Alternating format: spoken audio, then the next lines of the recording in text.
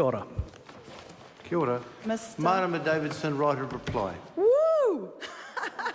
Thank you, Mr. Speaker. My goodness, I don't even know where to start.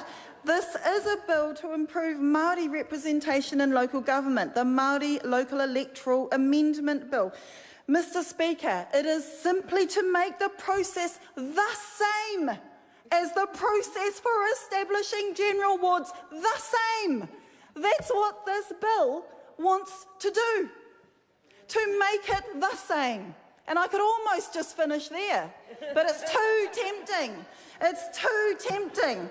Now, we heard from some of the opposition that we don't need this bill, except we do, because as I said at the beginning, the only local council that has managed to actually get a ward, Māori ward, over the line is Wairoa, and it happens to have one of the most densely Māori populations in the whole country. So we do need legislation to help us along. Mr. Speaker, local governments hold power and resources, and the decisions that they make impact on everybody, including Māori, on a day-to-day basis. They impact on Māori aspirations. And at the heart of Te Tiriti is an understanding and agreement that we will have a sovereign say on the decisions that affect us, and that it is a breach if we are not realising that vision. That is a breach of Te Tiriti if we are not having a sovereign say. And at the moment, a lot of that sovereign say is held at the tables of local councils. So all this bill wants to do, again, is make the process the same for the process that takes it currently to establish general wards. It's too tempting. I said I wasn't going to respond to some of the most ludicrous responses, but it is a little bit tempting. This bill will wipe costs because a referendum will not be needed.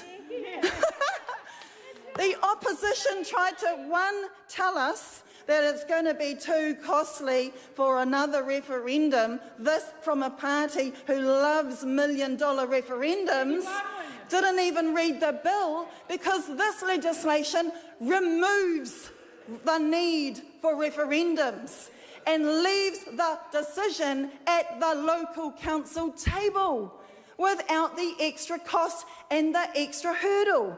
So I couldn't pass up that chance. Now, but there is another one. Now, I've heard that this bill contravenes the treaty. What? This bill is upholding the treaty, and not only that, we heard from the Chief Legal Counsel themselves that this bill is consistent with the rights and freedoms affirmed in the Bill of Rights Act. And then I think back to the big celebration and bells and whistles when this government signed the Declaration on the Rights of Indigenous Peoples with much celebration. That very declaration is about affirming the sovereignty of Indigenous peoples and our right to have a say where the tables hold the power and the resources. And much of that is at local council. So why not? Let's look at that opportunity to really bring to life the celebration for that Declaration on the Rights of Indigenous Peoples that this government heralded as an achievement. This shouldn't be a controversy.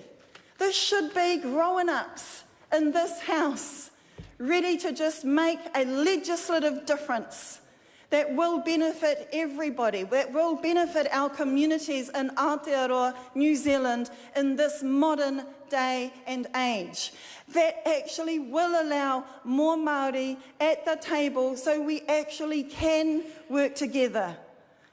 It will remove much of the struggle that hapu are currently facing to try and fight for good sewage water systems, because they can be at the table. Now, we heard some concern that mana whenua might be removed. Oh, come on, we can sort those issues out. We've got the power. We can sort those out. That's okay. This bill will improve Māori representation at local government by making the process the same as for general wards. I wish we could grow up and support it. Thank you, Mr. Speaker.